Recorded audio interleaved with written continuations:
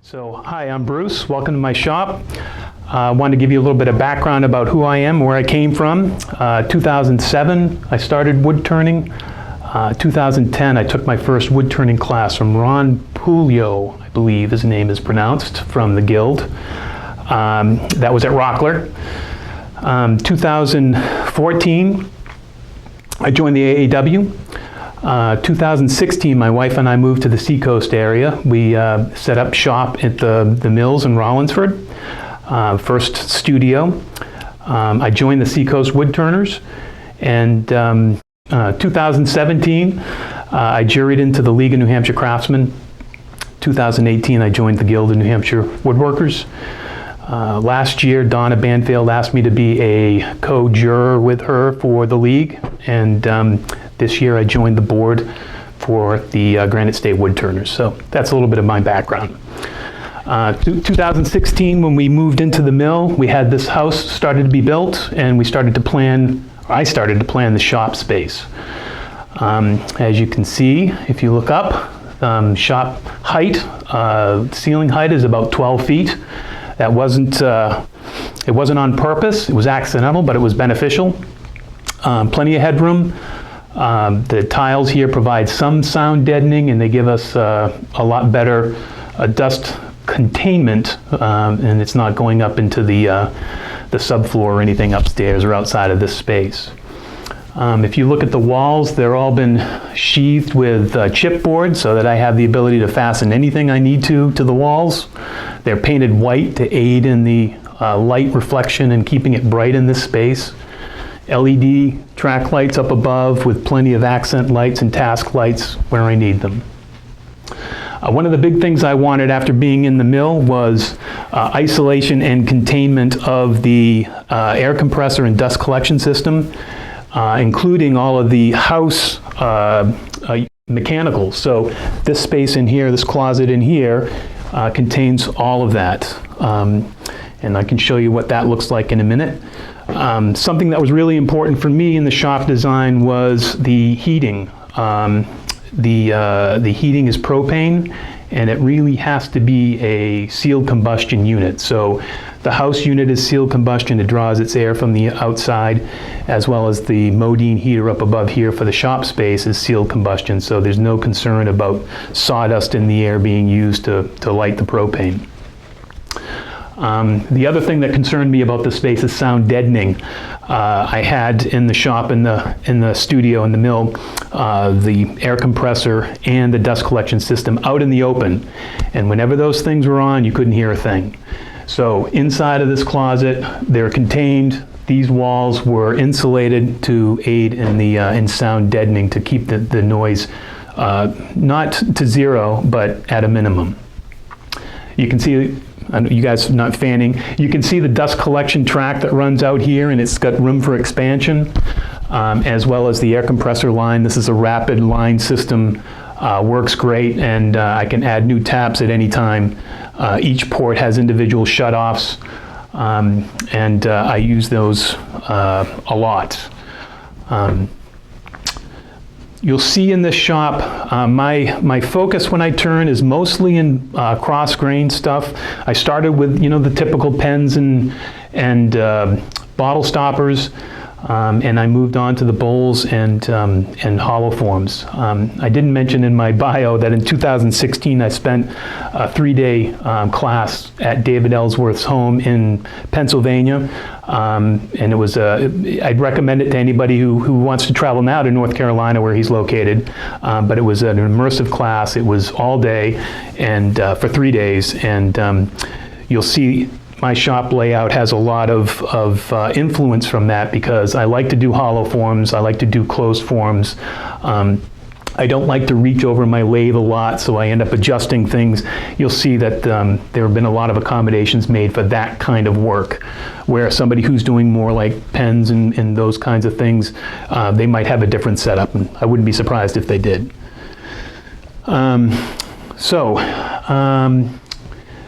You want to take a look inside the mechanical room first. This is the mechanical room, and in here is the finishing room. Part of the design of this place was to make sure that I had them both closed so that I had doorways to minimize dust getting into either of those spaces. But I'm going to go ahead and put my mask on as we get into closer quarters.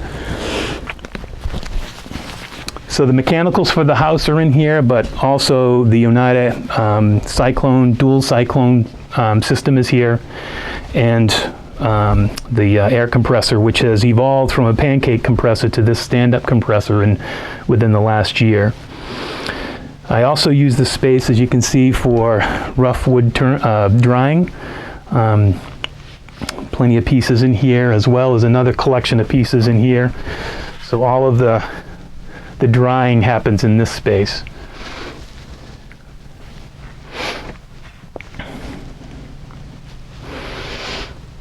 And here you can actually get an appreciation for how high the ceilings really are above the drop ceiling that I have in the shop. It is a tall space. I've actually used this as an additional precaution to minimize dust getting to the furnace. I'll close this when I'm actively turning and dust collection's going.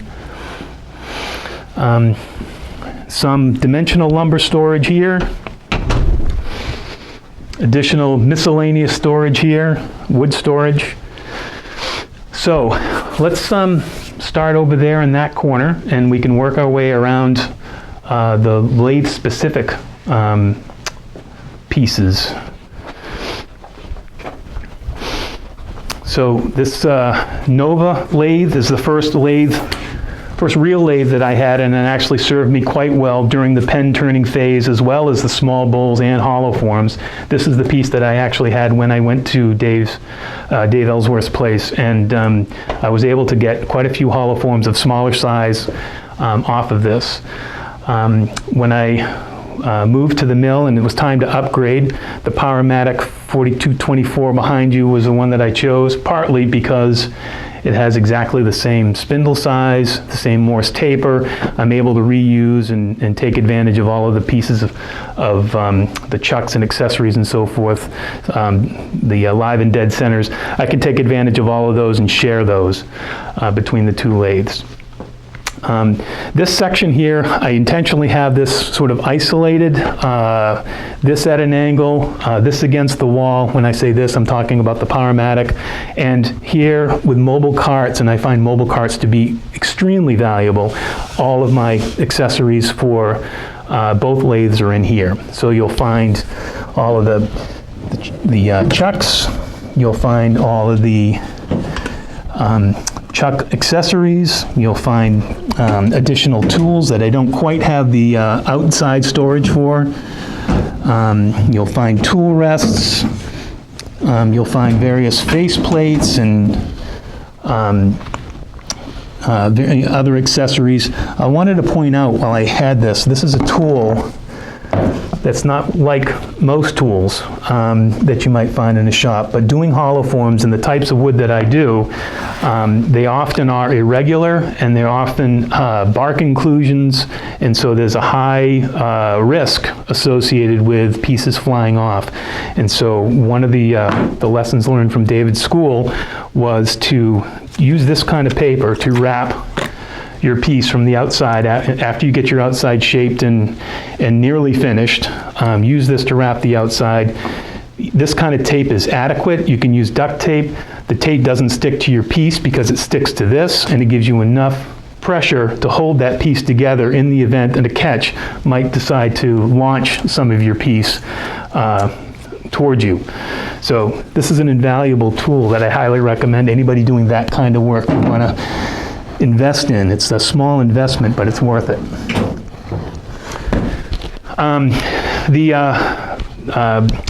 The grinder here, I've got the CBN wheels. CBN wheels, you can find them both in the squared edges and the rounded edges.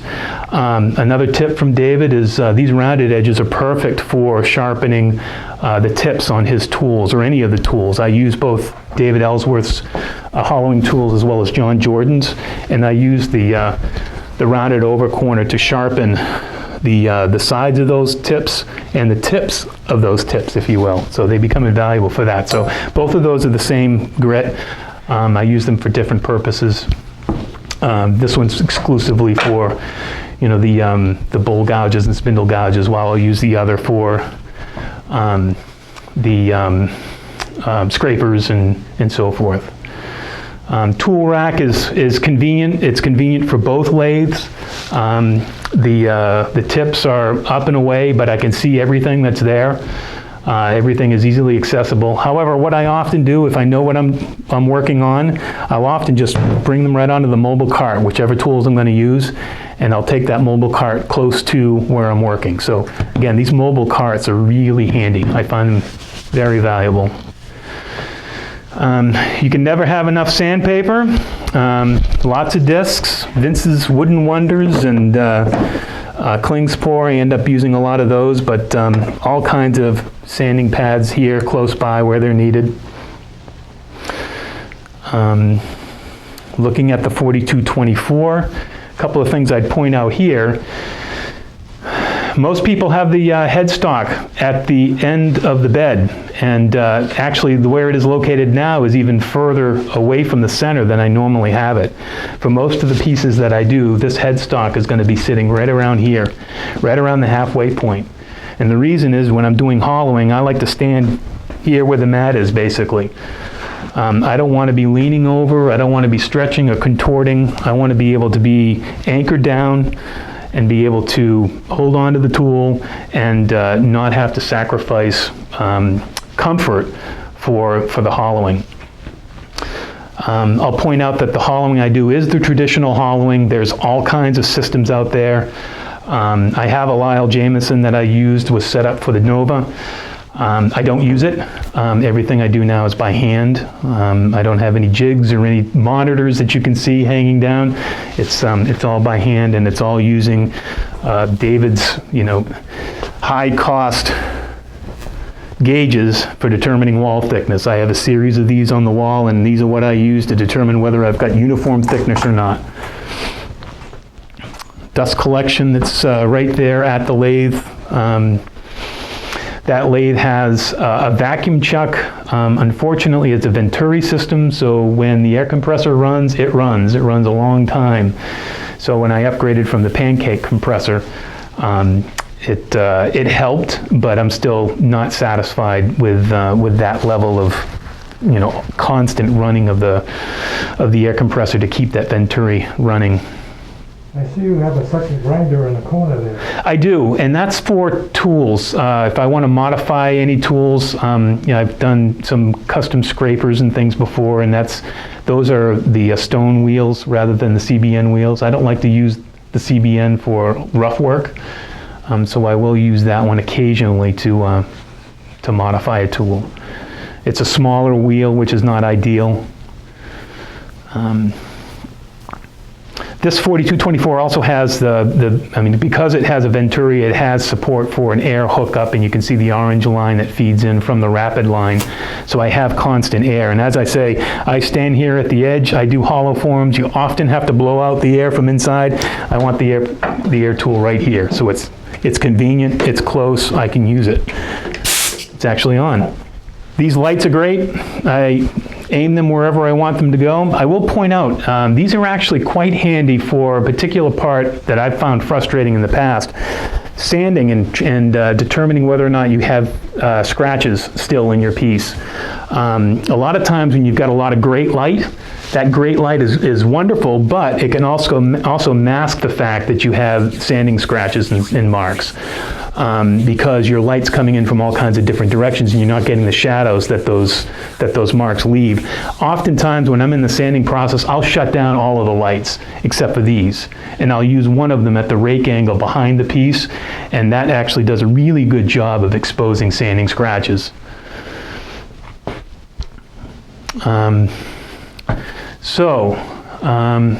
I don't know if the camera guys have any more questions about what's going on here in the lathe section.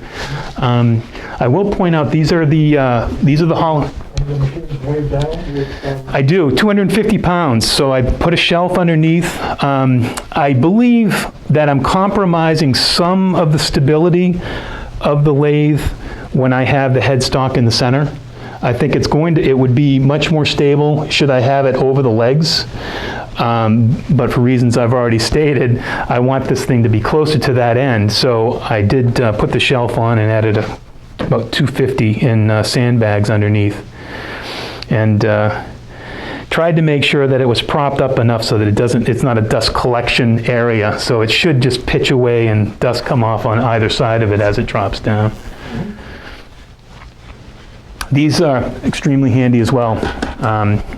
Having access to power right there close by, the drill's often in there, and this shutoff here is movable.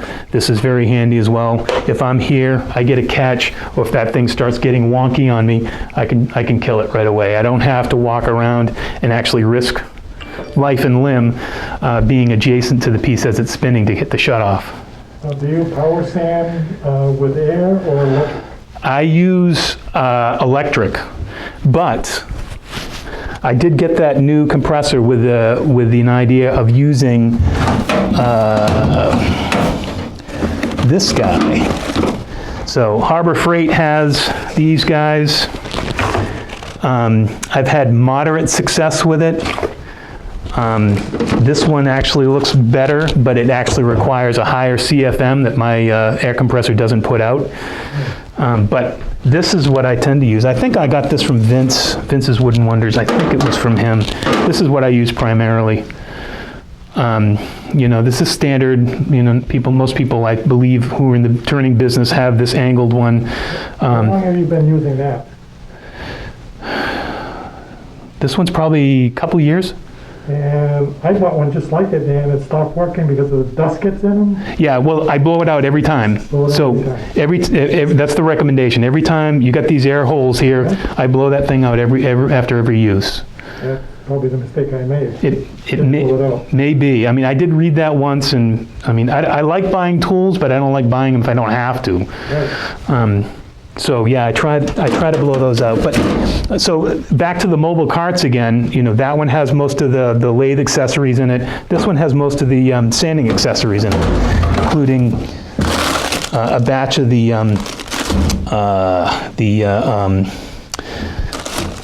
it's the nylon weave pieces that I like to use after finishing. And here's a variety of seldom used but intriguing sanding accessories or grinding accessories that will eventually make their way into my pieces. I'll talk about it a little bit later, but in addition to doing the turning, I believe it's an evolution of embellishment onto a turn piece. I read somewhere where I think it was Richard Raffin who said, once you cut into your first turn piece, you never go back. Because it's liberating. You can do lots of additional creative things once you break into a piece. And I'll show you a piece where I've done something like that. And so I've got a lot of ideas and the things that I want to try. More sanding accessories here. You can't have enough of these sanding pads and sanding discs and all that stuff. But the other thing I was going to point out was these hollowing tools. So these are the hollowing tools I use. You'll see John Jordan's tools are here, which I think are wonderful. I've been favoring those lately. Some of these, this one here is one that I actually brought back from David's class. And I still like it a lot, mostly sentimental value, but you know, he showed us how to do your wrap here at your end of your handle and make your handles. You know, some of the simple tips like knowing where the center of your bit is and whether or not you're horizontal with your cutting edge or not. Some of those tips. It's a really invaluable class if you can take it with him, because you'll walk away with lots of insight. But for anybody who's done hollowing, of course, you've got your straight tool to go to make your initial cuts, and you've got this one for making the secondary cuts. And if you have a tight shoulder, then you can use this one for getting around the neck of the piece, into the hole, just into the hole and around the corner. So he offers those 3 different tools, and they are good. Bruce, the idea of doing it by hand is you have better control of... Yeah, I used Lyle's jig. If you've seen it, it's a contained piece. I have one. You have one. Yeah. And it may be a finesse thing, it may be a practice thing, but there's always this risk, because it's contained, that a catch can be nasty, because that container holds your bar in place, and so the power's got to go somewhere. If you get the catch, where's it going to go? So I never quite felt comfortable using that. Now, admittedly, these can give you a ride. The larger your pieces that you're hollowing, you can see here I've actually enrolled my brother-in-law to make this bar here. This is one heavy-duty bar. It's got a long reach, but if you're holding onto this thing and you're going in quite a 8-10 inches over the tool rest, you can go for a ride. So your cuts have to be really light. But this one will absorb a lot more of the impact than my original straight tool from David's. And if you can see, this one's got a bend in it. So I do work aggressively on some of these, and I have been taken for a ride. But hey, it's all part of the fun. This termite tool still in the box. This is for end grain hollowing, and I have used that only slightly. I don't do a lot of I do some boxes. I don't do a lot of those. I did like it when I used it, and I probably will use it the more end grain hollowing I do.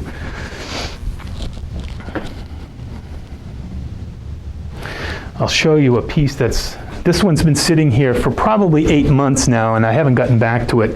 This one here is an example of a gnarly piece. This is a really dried maple burl. You can see the ambrosia on it. This one took me for a ride, but this is an example of how to use that plastic to try to keep everything contained, and so that things don't fly off on you. That plastic is incredibly strong. But this would be an example. You can see it's gnarly. I mean, there's a lot of risk in turning pieces like this. But so carving, I see. Yeah. So I don't know how you want to work it. We can work our way around this way. So. Part of when I had the shop done, I sealed the floors. I used a floor, the epoxy, the 2-part epoxy or Rust-Oleum for the floor. I wanted to make sure that when turning wet wood, I get water everywhere, and wet concrete is slippery concrete. And so my goal was to try to provide something. There's a little bit of grit in this stuff. It keeps the surface slip resistant. So that's another thing that if someone's thinking about a shop in a basement or a garage where there's concrete, that might be a good option for you. But also, I put these cabinets in, I put that cabinet in, that cabinet, built these all knowing how I wanted to use the space. I, for a long time, didn't have the doors on there, and that was a big mistake because dust goes everywhere. In water, right? So water, off a wet piece of wood turning, water's everywhere. So having the doors on there, they're self-closing hinges, and that goes a long way in keeping the shop clean. I don't know if you want to look outside there, but you can see a lot of it's easy access, walkout basement. I have, easy ability to get to the pieces. I cut out there, prep wood out there. So shop supplies, I use a lot of bags. I dry a lot of my pieces in bags and shavings for a long period of time. There's miscellaneous shop supplies in here, and likewise in here, some hearing protection and sort of personal protection things in there.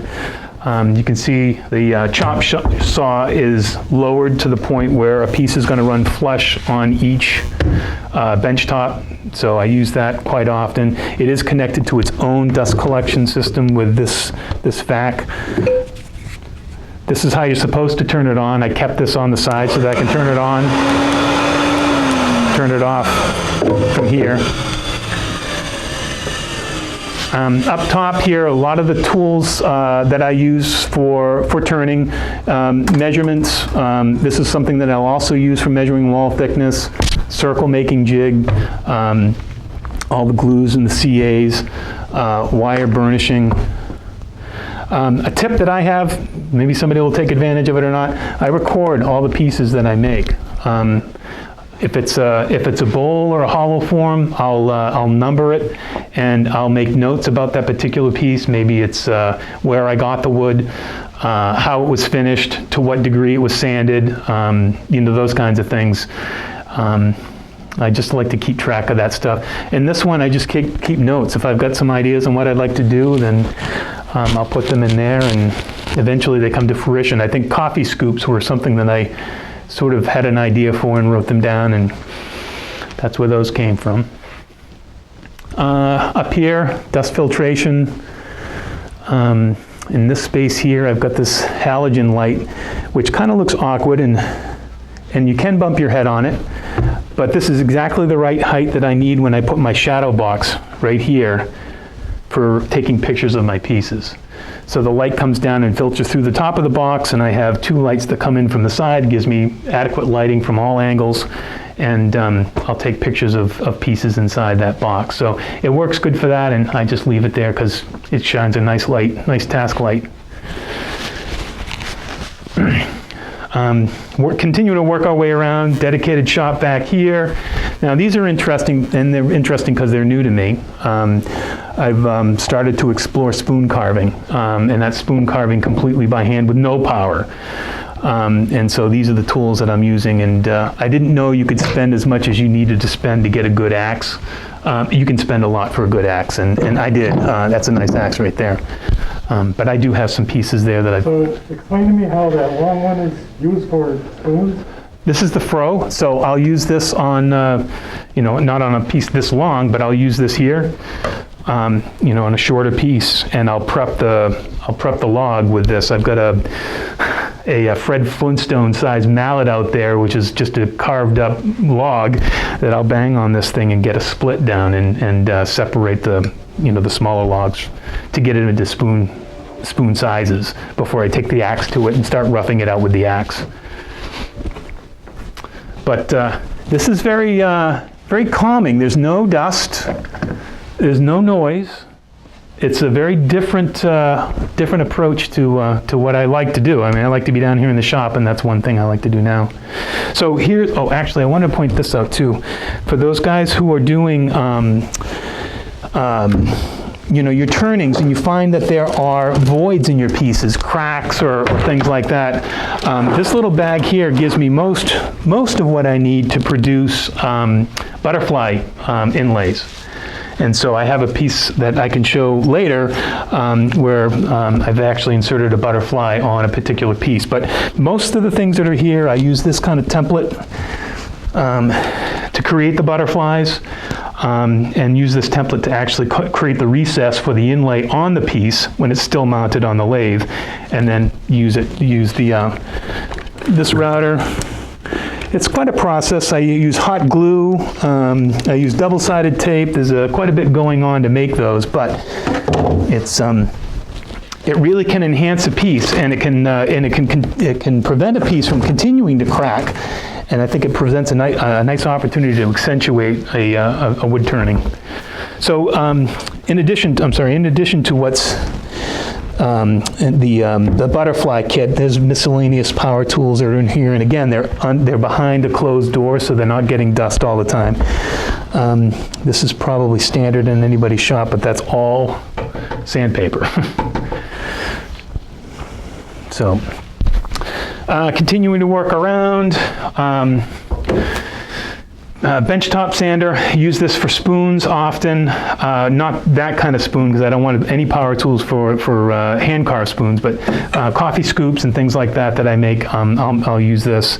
Thickness planer. I mean, these things I use, I guess as you work your way down, I use them more and more rarely. Clamps and so forth. This would be the drilling station, so all the drill bits, you know, drilling accessories, anything that you'd need for that are here. And then I've got, like I said, as we came out of the mechanical room, I've got some storage here for dimensional wood. I've got wood everywhere. Like I'm sure. A lot of settling tanks. Yeah. Propane tanks. Yeah. So MAP gas and propane. So the MAP gas is what I use to actually remove the bits from my hollowing tools. So when it comes time to take the hollowing, the tip out of the hollowing tool, I apply the MAP gas to it and heat it up, and the thing will pop out. And then you use the CA glue to put a new one in. So that's what the MAP gas is for. The propane is for torching. And so in the area just outside the shop, I have a stand that I use to put the piece on, and I torch it outside. And we'll see some examples of torch pieces. So then more storage, mobile tool storage. It's mobile, but it stays where it is. This has got a good place for it. I don't need to move it. Now, so my focus at the moment is to improve carving skills so that I can eventually marry the two together and bring the carvings to the turn pieces. And so that's what this station is all about. I've done power carving, so you can see the power carving system here. I have the bits and accessories up in this cabinet overhead. And I've done some piercing. We'll see some piercing examples, and my piercing bits are here and labeled so I know which ones to pierce and which ones to clean the holes once it's been pierced. But this is a nice station, nice task lighting, plenty of power. I do have access to dust collection. When I'm power carving, it's important. When I'm hand carving, it's not needed. I can just listen to music and not have to worry about listening to the dust collection system running. Access to air if and when I need it. This is another thing that I'm not sure if it was Donna Banfield who keyed me in on this, but these things are invaluable.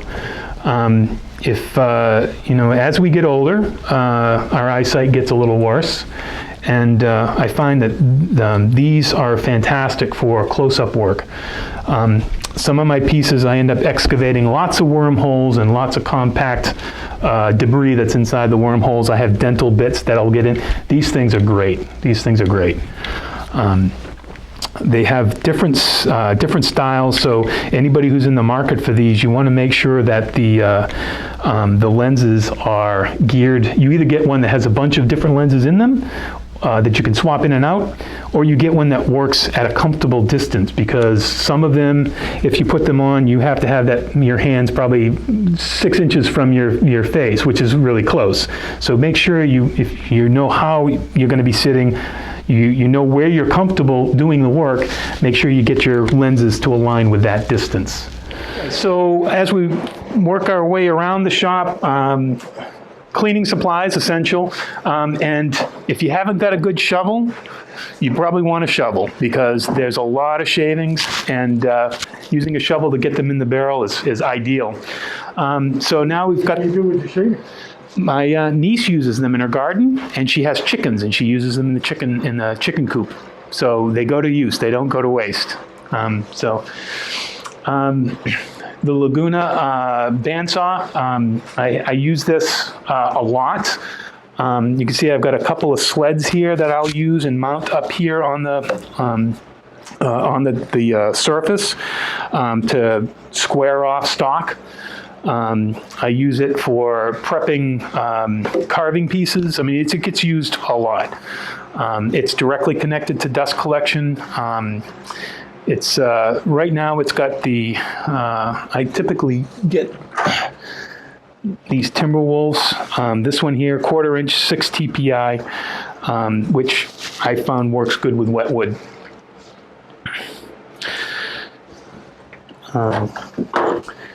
And last but not least, I should point out a couple of things. I do have fire extinguisher. I do have first aid kit. I know where they are. And with carving and in my newness to carving, I have used that first aid kit numerous times. And one other thing is the scrap pile. And it doesn't look pretty, but it does represent some pieces that didn't quite make it. And it happens more often than you'd like, but it does happen, and it's not a problem because probably with every one of those failures, there was a lesson that was learned. So you can't be afraid to fail, and if you're not trying something new, you're not testing yourself. So they exist there, and partly as a reminder to me.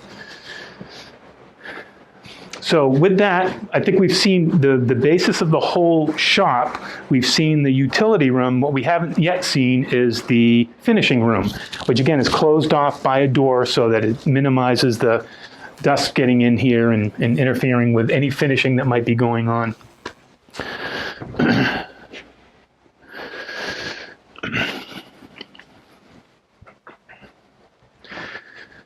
So, if you take a look at the board, in fact, you'll find people's cards here.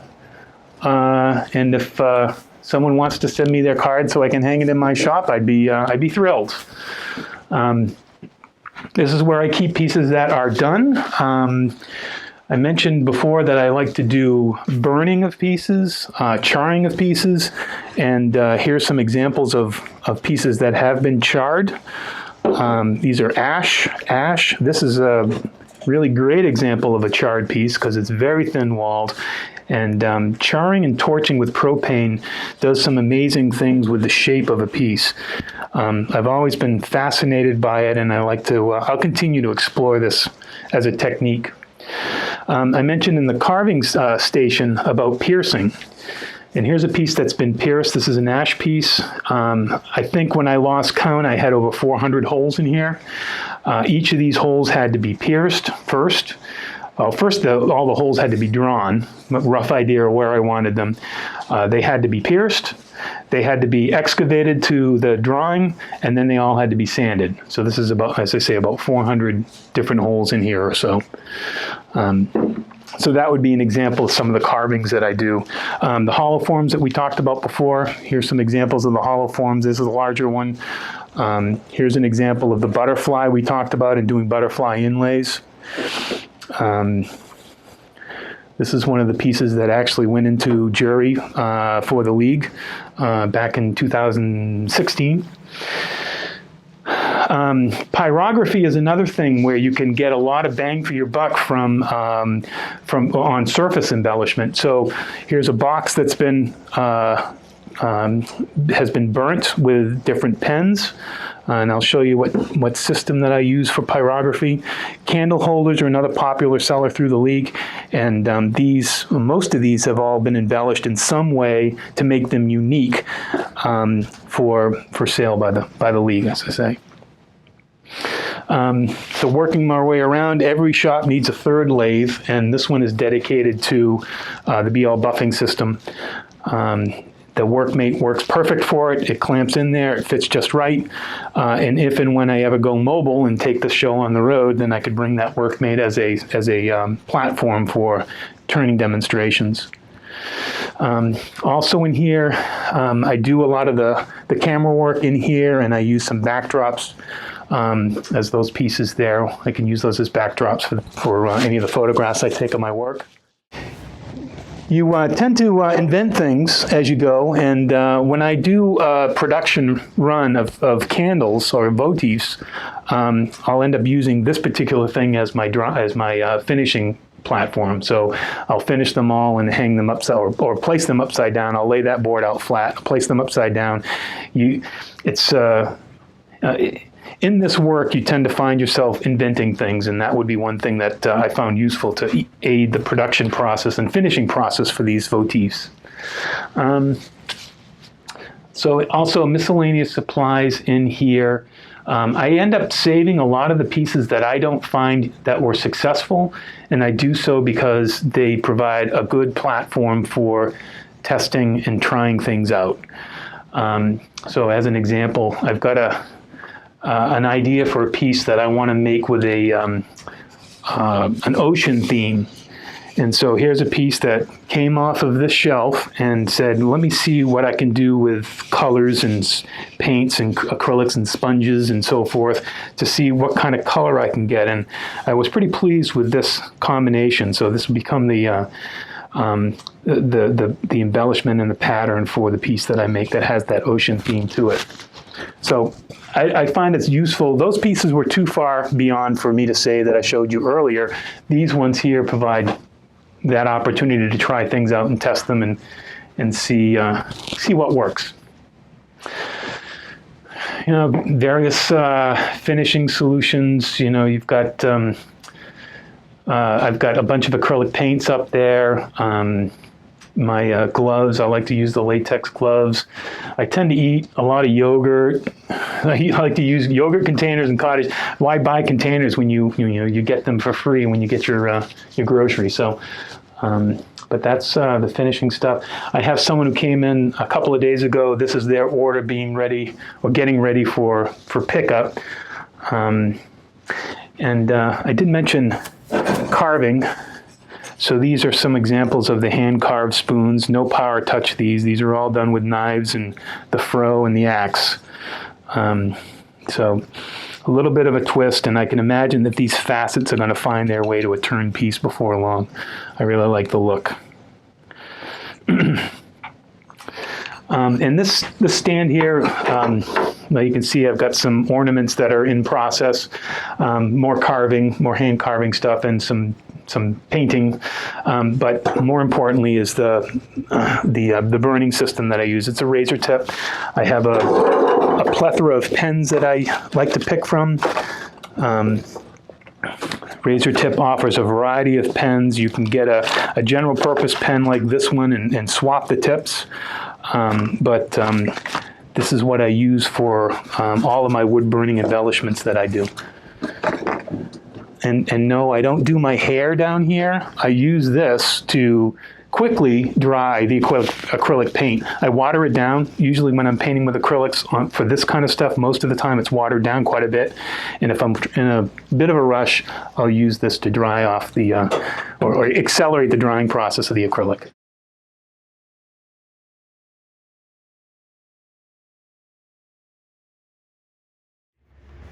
Oh no, not this I just put a new bar on mine, but it did only 20 inches.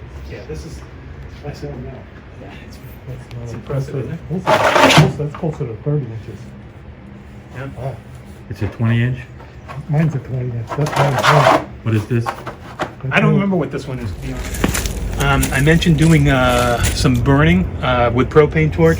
That's my little stand. I'll put my hollow form upside down on that thing and walk around it and torch. And I use these couple of logs here as part of the where I do my froe and axe work. So it's a good height. Couple burls. I've got a lot more burls and interesting wood